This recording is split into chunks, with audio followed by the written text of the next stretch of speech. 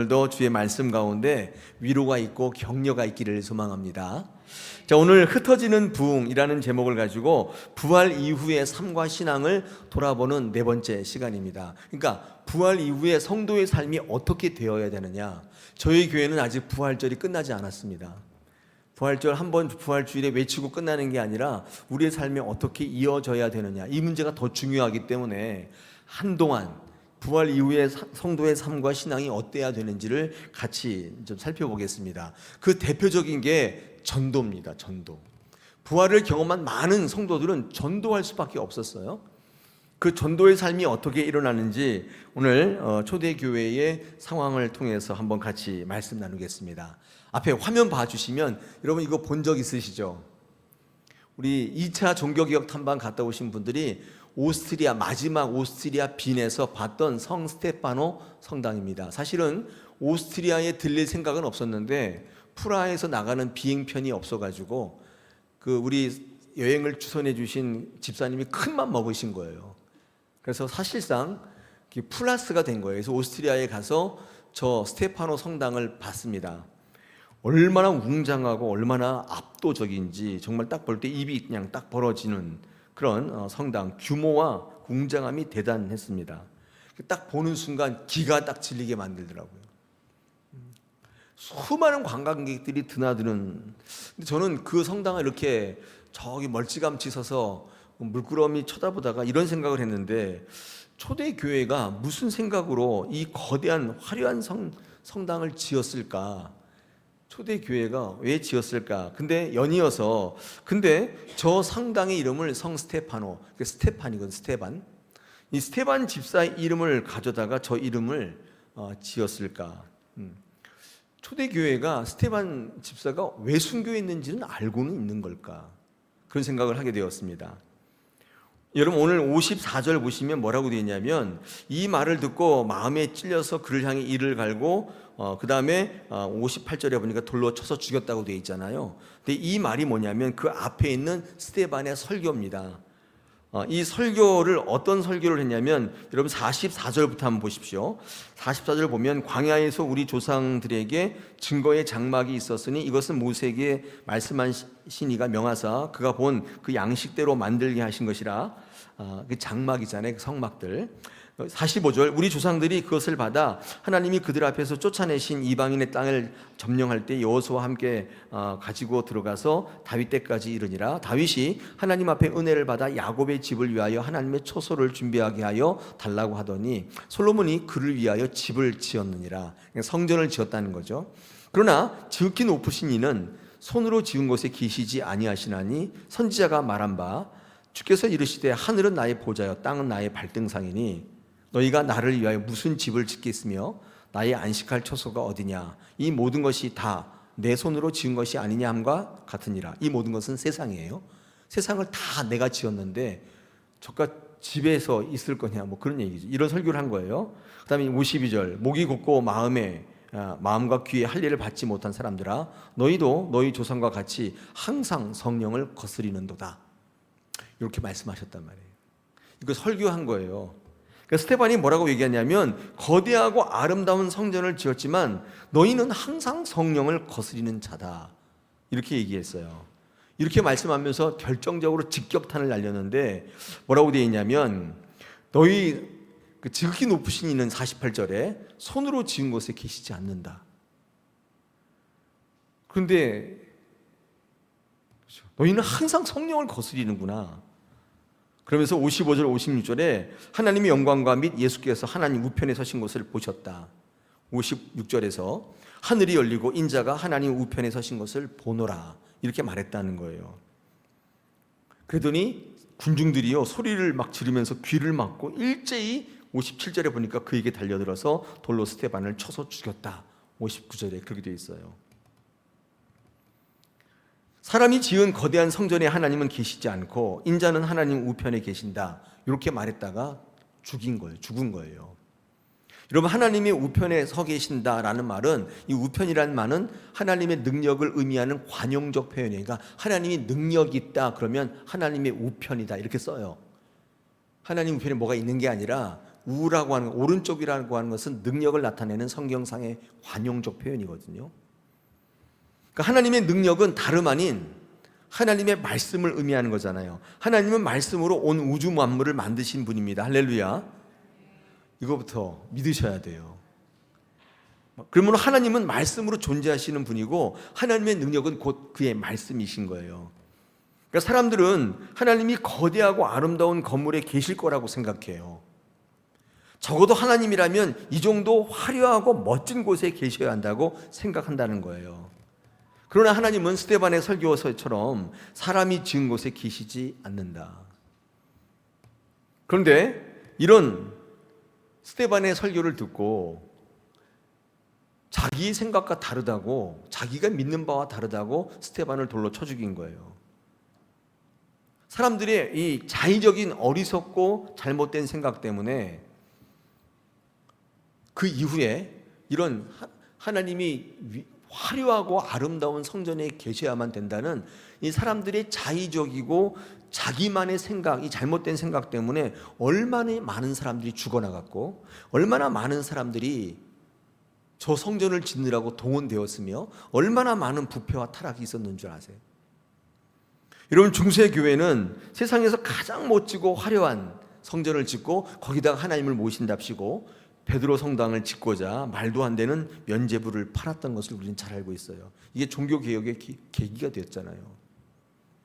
그런데 아까 보셨던 스테파노 성당, 어떻게 사람이 지은 곳에 하나님이 계시지 않는다는 말씀을 해서 순교했던 그 스테판의 이름을 저기다 갖다 붙일 수가 있냐 그 말이에요. 저는 그 성당을 보면서 이 사도행전의 말씀이 생각이 나가지고 와, 사람의 망각이 이렇게 심한가? 스테반이 초대교회 7 지사 중에 하나였잖아요. 근데 이 엄청난 사건을 설교했다가 죽임을 당했는데, 아니 저런 아름다운 성전에 저런 곳에 하나님 계시지 않는다고 말했던 이 스테판의 이름을 어떻게 거기다 갖다 붙이냐 그 말이에요. 우리 2차 종교개혁 탐방 가신 분들이 그런 생각을 해본 적 없어요? 와, 끝내준다 여러분, 그런 생각만 하셨어요? 저는 그런 생각이 하나도 안 들었어요. 온통 그 생각뿐이었어요. 우리 이 오스트리아를 가기 전에 종교개혁 탐방 여정 중에 우리 스위스에 갔잖아요. 제네바에. 그때 제네바에 버려진 한 공동묘지에 초라하게 버려진 칼빈의 깔뱅이 무덤을 보게 되었는데, 그것도 깔뱅이 무덤인지 아닌지도 확실히 알지 못한다. 종교개혁가 칼빈은 혹시 자신의 이름이 예수의 이름보다 더 거론될까봐, 더 유명해질까봐 그것을 두려워해서 무덤조차 만들지 말라고 했어요. 칼빈의 이름이 붙여진 이름의 교회가 없어요. 오히려 스위스가 개신교 국가로 바뀌면서 이 카톨릭에서 미사하던 성 베드로죠, 성당을 개조해서 예배하고 있는 모습을 여러분 보셨을 거예요. 그 안에 들어가 보니까 이 벽화에 있는 것도 다 끌로 다 파냈어요. 이 화려한 벽화들도 다 파내고 그 말씀을 방해하는 모든 성상들을 다 철폐했고 딱 말씀 단만 하나 딱 있는 거예요. 그거 보면서 베드로 성당, 이탈리아의 수많은 성당을 보고 왔는데 너무나 대조가 되는 거예요. 여러분, 칼빈이 만든 신학교는 칼빈 아카데미라고 하는데 그런 뜻에 따라서 나중에 이름을 개명해요. 제네바 대학교로 바꿔요. 칼빈이라는 이름을 쓰지를 않아요. 왜냐하면 그게 그의 유언이었어요. 내 이름이 예수의 이름보다 더 거론되는 것은 싫다.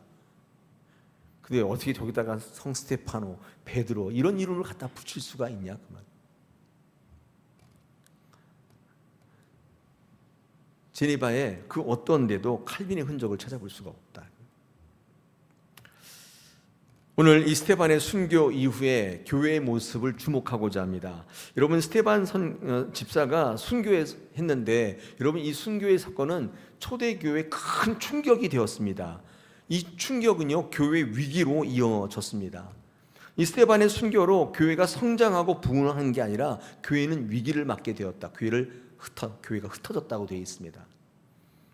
오늘 성경 말씀 우리 8장 1절에 유대와 사마리아 모든 땅으로 흩어지니라 이렇게 말씀하고 있습니다. 어떤 위기냐면 이 스테반의 순교는 예수를 믿다가 죽을 수도 있다는 사실을 보여줬어요. 특히 바르게 믿으면, 바르게 설교하면, 바르게 전도하면 상 받는 게 아니라 돌로 맞아서 죽을 수가 있구나. 이 사실을 보여준 거예요. 이런 두려움은 성도가 더 이상 바르게 믿을 수 없도록, 목회자들이 바르게 설교할 수 없도록, 더 이상 전도할 수 없게 만드는 큰 위험 요소로 많은 성도들에게 다가왔을 겁니다. 분명해요. 스데반의 순교로 예기치 않은 큰 위기를 맞게 되었습니다. 생각해 보세요. 전도하면 돌로 맞아 죽는다는데 누가 전도하겠어요? 바르게 설교하면 돌로 맞아 죽는다는데 누가 바르게 설교하겠어요? 누가 주님을 위해, 교회를 위해 일하겠습니까? 당시 많은 성도들이 전도하면 상 주지는 못할지언정 돌에 맞아 죽는다. 이걸 어떻게 받아들여야 돼요? 교회 다니는 신자들 가운데 교회 다니는 이유가, 그렇죠, 뭐 다 그렇지는 않지만 어떤 분들은 행복하기 위해서, 만족한 내 삶을 위해서, 내 삶을 증명하고 옹호하기 위해서 교회 다니고 신앙하는 분들이 있잖아요. 잘 살기 위해서, 내가 하는 일을 승리하기 위해서 이렇게 생각하시는 분들이 제법 있는데, 예수 잘 믿으려고, 잘 되려고 예수 믿는데 그 결과가 돌에 맞아 죽는 거라면 예수 앞으로 나오는 거 주저할 수밖에 없지 않겠어요? 예수를 위해 일하는 거 주저하지 않을 수 없지 않아요? 누가 일을 하겠냔 말이에요. 이후에 신앙생활을 계속 이어갈 수 있겠느냐, 그런 얘기입니다. 무엇보다 주님을 향한 열정, 열망을 품고 잘 될 거라는 기대와 소망을 가지고 헌신하며 또 봉사하던 이들에게는 위축되기 충분한 거예요.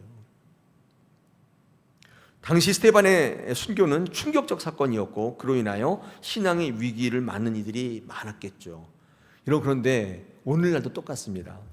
오늘날도 믿는 이들이 잘 돼야 되는데, 신앙 좋은 이들이 잘 돼야 되는데 실패하고 넘어지고 쓰러지고 아프고 죽고 하는 것을 볼 때 이 신앙생활의 위기를 맞는 분들이 제법 있습니다.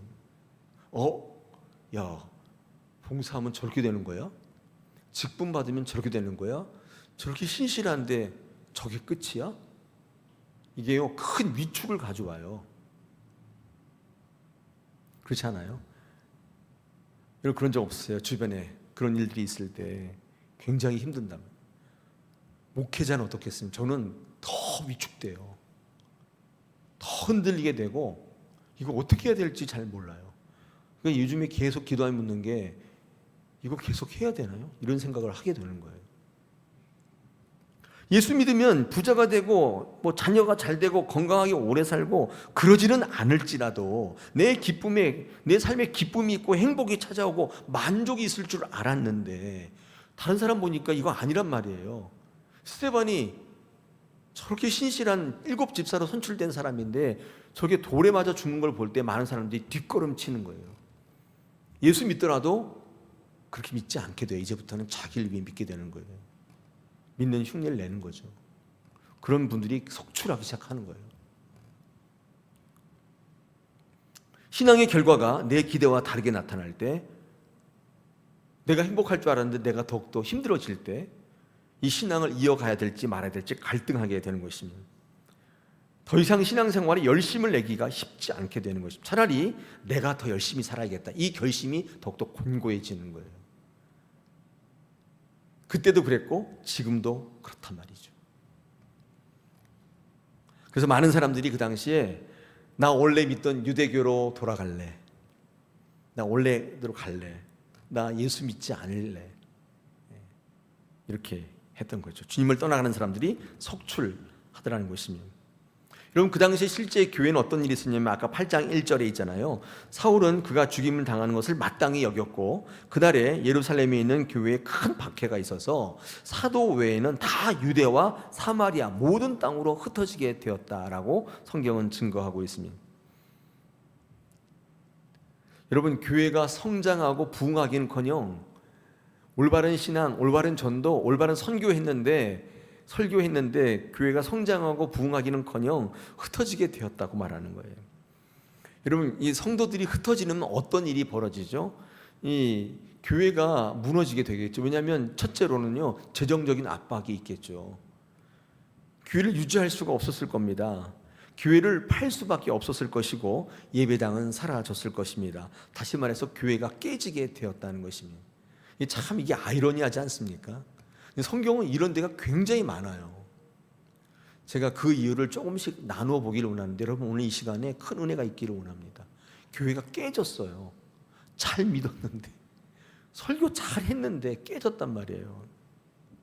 사람들은 이것을 교회의 위기라고 말할지 모르지만 성경은 그렇게 이야기하고 있지 않습니다. 되게 웃기는 거는 흩어졌는데 각자 갈 길이 간 게 아니라 흩어져서 전도했다고 되어 있습니다. 오늘 4절 보십시오. 그 흩어진 사람들이 두루 다니며 복음의 말씀을 전했다고 되어 있습니다. 여러분, 이때 등장했던 인물이 빌립 집사가 등장해요. 5절에 보니까 빌립이 사마리아 성에 내려가 그리스도를 백성에게 전파하니 무리가 빌립의 말도 듣고 행하는 표적도 보고 한 마음으로 그가 하는 말을 따르더라, 이렇게 되어 있습니다. 즉 흩어져서 그냥 각각 자기 길로 간 게 아니라 흩어지는 것을 통해서 성령은 그들에게 전도의 길을 여셨다는 거예요. 그러니까 전도하게 하는 방법도 굉장히 다양한 것 같아요. 여러분, 이게 위기입니까? 기회입니까? 잘 모르겠어요. 우리가 생각했던 게 이게 위기라고 생각하는 게 이게 진짜 위기인가요? 기회인가요? 여러분, 하나님이 만들어내시는 성장과 부흥을 보시면 위기를 통해서 성장과 부흥을 만들어내시는 경우가 거의 대부분이에요.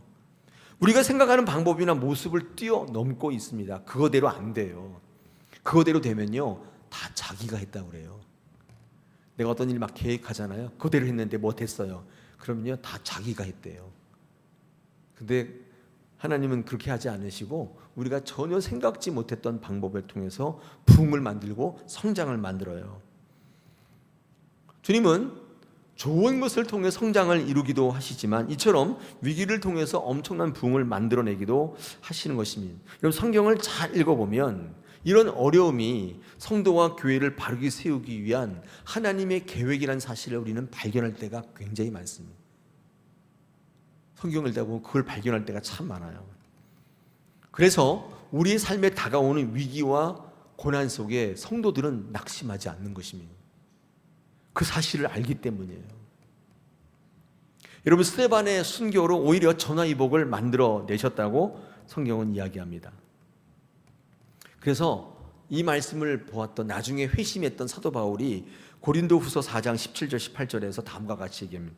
우리가 잠시 받는 환난에 경한 것이 지극히 크고 영원한 영광에 중한 것을 우리에게 이루게 함이니 우리가 주목하는 것은 보이는 것이 아니요 보이지 않는 것이니 보이는 것은 잠깐이요 보이지 않는 것은 영원하다. 이 말이 무슨 말이에요? 보이는 것에 그렇게 연연해하며 살지 말라는 거예요. 그게 다가 아니라는 거예요. 여러분, 주님은 스데반의 순교로 왜 교회를 흩어지게 하셨을까? 몇 가지 이유가 있습니다. 제가 어떤 책을 보다가 한번 추려봤습니다. 왜 그러냐면, 왜 흩어지게 만드셨냐면 궁극적으로는 전도하게 하기 위한 거거든요. 근데 모여서는 전도하지 않고 있었기 때문입니다. 교회를 이루고 예수 믿게 해서 주님의 지상 명령을 수행하라고 모임을 허락하셨는데 모여가지고는 전도하지 않고 딴 거 하는 거예요. 계속 교제하고 자기들끼리 좋아하고 끼리끼리. 하나님께서는 그 모습을 보기가 어려우셨어요. 흩어버리셨어요. 그게 첫 번째 이유. 두 번째는요, 하나님의 일을 맡기기 위한 일꾼을 가리기 위한 목적도 있다, 그렇게 되어 있더라고요. 이때 발탁된 사람이 빌립 집사입니다. 이런 위기를 맞게 되면요, 교회 일꾼들이 가려지게 돼요. 평상시 때는 잘 모르는데 교회 위기가 딱 오면요, 교회 떠나지 않고 주님의 사명을 더욱 충실히 행하는 이들이 있어요. 근데 또 미련 없이 자기 삶을 떠나는 사람도 있을 것이고, 요 어간에 어떤 일이 있었냐면 요 앞에 사도행전 6장에 7 집사가 선출되는 과정이 있습니다. 여러분 6장에 한번 가보세요. 5장 6절, 6장 5절 6절 한번 보십시오. 여기 뭐라고 되어 있냐면 이렇게 되어 있습니다. 사도행전 6장 5절 6절에서 온 무리가 이 말을 기뻐하여 믿음과 성령이 충만한 사람 스데반과 또 빌립과 브로고로와 니가노르와 디몬과 바메나와 유대교회에 입교했던 안디옥 사람 니골라를 택하여 사도들 앞에 세우니 사도들이 기도하고 그들에게 안수했다. 그러니까 7 집사가 선출돼요. 스데반, 빌립, 브로고로, 니가노르, 디몬, 바메나, 니골라, 이 7 사람이 선출되는데 사도들이 하도 바쁘니까 7 집사를 선택해서 전도하는 일, 뭐 또 다른 뭐 과부들을 섬기는 일, 이런 일에 중점적으로 하기 위해서 이분들을 성령 충만한 사람들 선택을 한 거예요. 근데 이때 전도왕 빌립 집사가 나타나잖아요. 초대 교회에 새로운 일꾼으로 떠오르는데 오늘 우리 주신 8장에 빌립이 지금 거론되고 있잖아요. 근데 교회가 막 흩어질 때 7 집사들은 흩어지지 않고 오히려 교회에 남아서 전도를 했다 그 말이죠. 교회됨을 회복하기 위해서 애썼던 사람입니다. 비록 교회는 깨지고 흩어졌지만 오히려 주님의 전도의 명령을 충실히 지켜나갔다는 거예요. 그의 헌신 때문에, 이 빌립의 헌신 때문에 아프리카에 복음이 전해지는 놀라운 역사가 있었어요. 스테반과 빌립을 제외한 나머지 집사님들, 브로고로, 니가도로, 디몬, 바메나, 니골라의 이름은 그 이후에 성경에서 찾아볼 수 없어요. 그건 뭐 성경에서 침묵하고 있기 때문에 뭔지는 잘 모르겠지만은 천주교의 뭐 그런 전설은 있습니다만은 일단 우리 성경에는 찾아볼 수가 없어요. 근데 한 가지 이름, 니골라의 이름은 계시록에서 찾아보게 돼요. 계시록 2장 6절입니다. 이거 그 교회를 이제 탓할 때, 여러분 계시록 그 2장에 보면 버가목 교회, 이 버가목 교회가 참 주님 앞에 참 이거 아니다, 나쁜 일을 했다, 이렇게 요한이 그의 교회를 지적할 때 뭐라고 했냐면 이렇게 되어 있습니다. 2장 6절에 오직 내게 이것이 있었으니 네가 니골라 당의 행위를 미워하는도다. 나도 이것을 미워하노라. 그때 이제 이 버가목 교회가 니골라 당의 행위를 미워하고 거기 따르지 않았다는 칭찬의 말씀인데, 여러분 이때 니골라가 등장하잖아요. 물론 이제 뭐 이렇게 뭐 논란이 있긴 한데, 이 니골라가 어떤 사람이냐면 그 7 집사 중에 하나였다고 말하는 초대교회 설이 있어요. 확실한 건 아니에요. 근데 니골라는 이름이 여기 한 번 딱 등장하는데, 이 니골라가 어떻게 바뀌었냐면 발람의 교훈과 연결되어서 우상 먹는 것과 음행을 부추기고, 우리 계시록 2장 14절 15절에서 이것을 하고 다니는 버가목 교회, 그때 버가목 교회가 이 니골라 당의 교훈을 따르지 않게 되었다. 칭찬받아요. 잘했다. 그때 니골라가 등장해요. 그러니까 스테반과 빌립은, 스테반은 순교하고 빌립은 전도하고 다녔는데 나머지 집사님들은 어디 갔는지 알 수 없는데, 여기에 니골라가 등장하고 있다는 사실은 주목할 만하죠. 그러니까 교회를 향해서 헌신하고 계속 있었던 게 아니라 옥석을 가리는데, 이 사람은 교회를 이탈해서 딴 데 가서 다른 교훈을 따르고 다른 어떤 자기의 의견을 내고 그런 이제 무리가 되었다, 그런 뜻이잖아요. 여러분 교회가 어렵게 되면 반드시 누가 알고 있는지를 알게 됩니다. 평상시에는 잘 몰라요. 어려워지면 반드시 드러나요. 눈에 보이는 것에 흔들리지 말고 충성한 일꾼이 되라고 하는 하나님의 뜻이 있어요. 교회가 어려울 때는요, 교회를 망가뜨리려고 하는 게 아니라 이 두 번째 의미가 있어요. 누가 끝까지 충성한지를 주님 보시는 거예요. 당시에 교회에 얼마나 많은 어려움이 있었겠습니까? 스테반의 순교 때문에 많은 사람들이 다 떠나가고 교회는 운영이 안 되고, 거짓 교사들과 이단들이 출현이 빈번했고, 계층 간의 갈등과 시기와 질투와 상처들이 난무하고 있었습니다. 여러분 그럼에도 불구하고 교회가 2000년 넘게 건재할 수 있었던 것은 이 어려움 속에서도 말씀을 붙잡고 믿음의 자리를 굳건히 지켰던 이 빌립과 스테반 같은 사람들이 있었기 때문이에요. 그들이 교회를 지켜왔기 때문이에요. 여러분 지상 위의 교회는, 완벽한 교회는 없습니다. 지상 위에 예수님 같은 완벽한 인격도 없어요. 교회가 왜 이 모양이냐, 왜 저 사람이 이 모양이가 아무리 얘기해봐야 소용없어요. 왜? 교회는 원래 그런 곳이에요. 완벽한 교회, 예수님 같은 완벽한 인격을 목표로 삼으면 결과적으로 신앙생활을 할 수 없게 됩니다. 하나님과 연결되지 않고 분리시키려는 그 어떤 논리와 그 어떤 시도와 그 어떤 상황과 그 어떤 정당성도 그 뒤에는 반드시 사탄이 있어요. 여러분 그래서 완벽하지 못한 교회를 보면 기도하라는 뜻이에요. 완벽하지 못한 이 목사를 보면 기도해 주라는 하나님의 뜻이라고요. 뒤에서 이렇게 저렇게 이야기하고 흉보라는 뜻이 아니라, 우리 교회가 좀 완벽하지 않잖아요. 다 좋은데 몇 개 완벽하지 않잖아요. 그런 거 있으면 기도해 주셔야 돼요. 할렐루야. 저도 뭐 다 완벽하지 않은데 하나 뭐 잘하는 거 있잖아요. 그러면 완벽하지 않은 거 위해서 여러분 기도해 주셔야 돼요. 그래서 그게 더 좋아질 수 있도록, 그런 뜻이라니까요. 여러분 그 옆에 있는 분들이 이렇게 한번 보세요. 완벽해요? 완벽한 분도 계시긴 하네요. 네. 그렇지 못할 때는요, 그분을 위해서 기도해 주셔야 돼요. 그러면 바뀌어요. 그거를 확인하는 데가 교회일 수밖에 없는 것입니다. 하나님은 때때로 교회를 흩으실 때가 있어요. 성도를 침체시킬 때가 있단 말이죠. 여러분, 그것은 멸망이 아니라 흩어지는 부흥이에요. 때로는 고난과 환난을 통해 교회를 흩으시지만 이게 진짜 위기냐, 이게 진짜 멸망이냐가 아니라 이 초대교회 것처럼 전도의 문을 여시고 성도들을 또 한 번 귀합하시고 옥석을 가려내서 하나님의 이 일꾼들을 다시 세우는 놀라운 역사가 그 가운데 있었다는 것입니다. 제 얘기가 아니라 진짜 성경에서 증거하는 거예요. 하나님께서 왜 스데반의 순교를 통해서 예루살렘의 교회들을 더욱 단합시키고 하나 되게 하시지 않고 흩어버리셨느냐?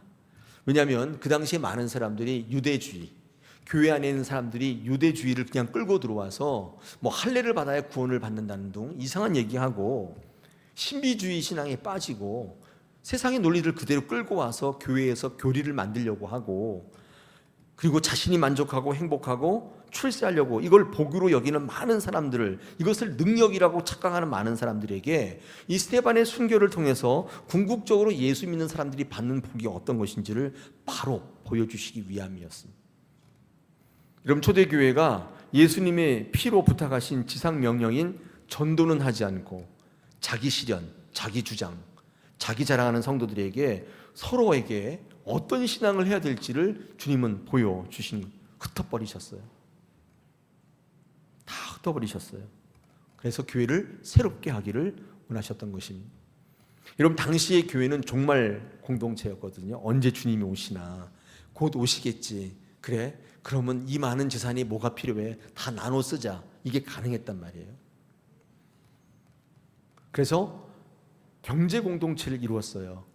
그 어떤 교회는 딱 뭐 우리 같으면 뭐 이렇게 100명 딱 있으면 100명끼리 딱 해가지고요, 들어오지도 나가지도 못하게 해서, 다시 말해서 자기 안에 갇히게 되었어요. 이 종말 공동체가 서로 통용하는 공동체이긴 한데 서로 통용하지 않는 사람들은 들어올 수 없는, 스스로 어떤 바운더리를 만들어서 그들만 가지고 노는, 쉽게 말하면 자기 안에 갇히는, 하나님은 이것을 보기가 어려우셨어요.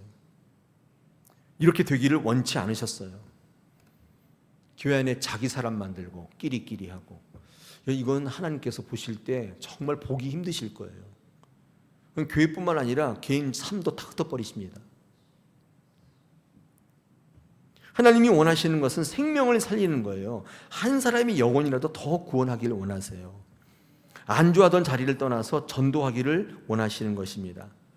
그래서 하나님은 그들을 흩어버리셨어요. 안주하던 자리, 편한 자리를 떠나서 흩어버리셨어요. 그랬더니 끼리끼리가 아니라 성령이 주장하시기 시작하더라는 것입니다. 할렐루야. 할렐루야. 진짜예요.